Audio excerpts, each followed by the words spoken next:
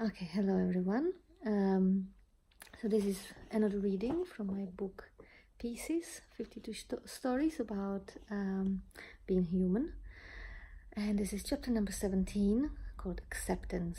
So I'll just go ahead and read you a little bit and then we'll have a chat about it. Acceptance is easier said than done, but it is simple. No special tools or courses are required. There is nothing you need to do or learn in order to accept what is. Acceptance is not giving up, neither it is a notion of agreement with what is or enjoyment of what is.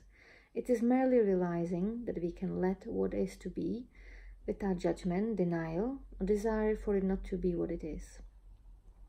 It already is at this moment, so wanting to change that is rather pointless.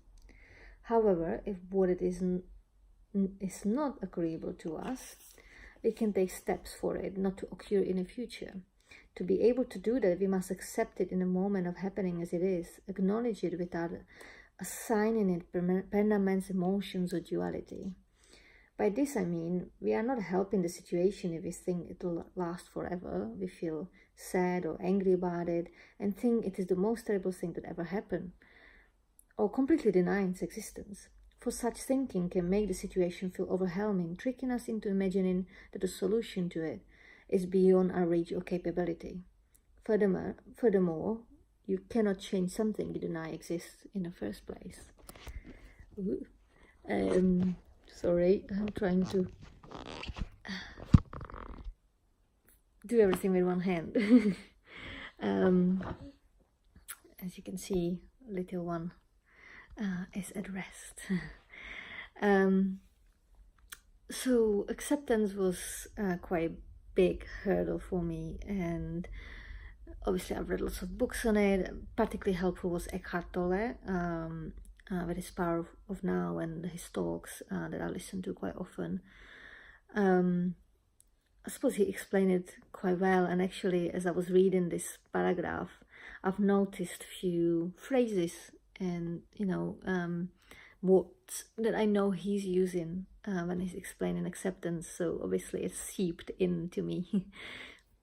But he's definitely been very helpful on my journey to learn to accept, and in this chapter I share that journey. I share what exactly has been difficult for me, how I dealt with it, so there's some practical tips there as well. But what I can say, without acceptance there is no peace. Because our emotions can be such a turmoil. They can just come and go, triggered by past experiences that get reflected in the present, especially when we're dealing with other people, and these emotions come flying high. Our mind is very good at latching onto them and creating stories about these emotions to kind of give them validity for itself. There's often lots of judgment involved. We also have, most of us have this amazing defense mechanism against such emotions, and that's denial. And denial have quite a few facets, but it really kind of suppresses stuff and pushes it away, hides it away from our inner eye, makes it difficult to deal with what's actually going on, with the triggers that come from the past, and therefore it makes it difficult to accept what's going on and what is just as it is, because we kind of denying what's going on in the first place. So to be able to accept any situation that comes to our life, no matter how terrible, and I tell you, some things are definitely much harder to accept than others, you do need to do some inner work. You need to dig in. You need to be able to understand yourself, your thinking process. You need to be able to discern which thoughts are kind of based in the past, where you're projecting, and which are actually rightfully there and relevant. Because we think a lot of bullshit, I can tell you that. Our minds are excellent at kind of trying to push us aside, and kind of the logical thinking, and say, no, this is not what it's about. Shh, go and sleep again. And just flood us with all these stories, which are not helpful, because then we just get caught up in this fantasy world, really, and that's often really hurtful and brings up lots of painful feelings without any real resolution. While if we learn to see what is for what it is for real, without projecting and without being triggered, or seeing the triggers for what they are, we usually much better at just letting those feelings go, and that often letting the situation be, usually much better equipped to take better action to prevent this happening in the future. And yeah, we just have more peace. And I can tell you, this definitely has been my experience, that as I've learned to see what is going on for me, and kind of quiet my mind and dig beyond the denial, and just really have a clarity in those moments. It can still take, a few minutes, sometimes even a few hours, if it's really overwhelming. But it doesn't take days or weeks anymore, or even months, which used to happen. I don't get so stuck in those emotions that used to then lead to depression because of all the overwhelm that they brought.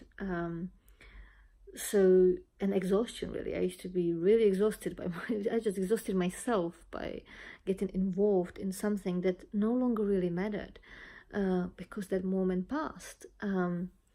So with therapy, and all that reading and kind of that self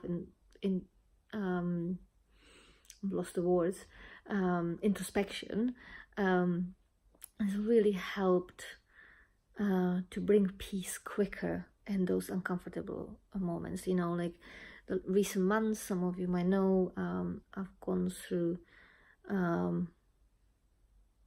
really some unpleasant situations, being without home, and with baby on board, and then even with the baby, I was just staying with a friend, living out of suitcases for months, and there were plenty of moments where I just felt like, why me? What the hell is happening? Like, why is all this shit happening to me continuously? And initially, when those moments happen, I would burst in tears. I would feel so much pain. I would be so scared. But what would in the past had taken really long time for me to recover from, now it's literally, I think, the longest time, and it was when I was supposed to move and they told me I can't, and that the flight is no longer available the day before I was supposed to move. That took me a day to recover from, like 24 hours. Which nowadays it's a long time for me. It's more likely to be minutes than anything longer than that. But even that, it was quite a difficult situation for me, and I was quite proud of myself that it took me only 24 hours to accept what is and move on from there, and just deal with whatever the outcomes were. And now I live in a different place, and it's amazing, and it's even better the first one in so many ways, and I can see how the other one really wasn't meant for me, and that's okay. So although I was very upset at the time, and I was thinking like, oh, it was perfect and there was nothing like this out there again.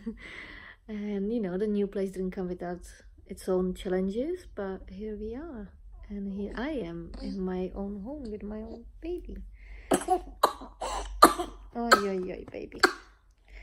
With drinking so fast that he's been choking on it. Okay, so I've rambled for long enough.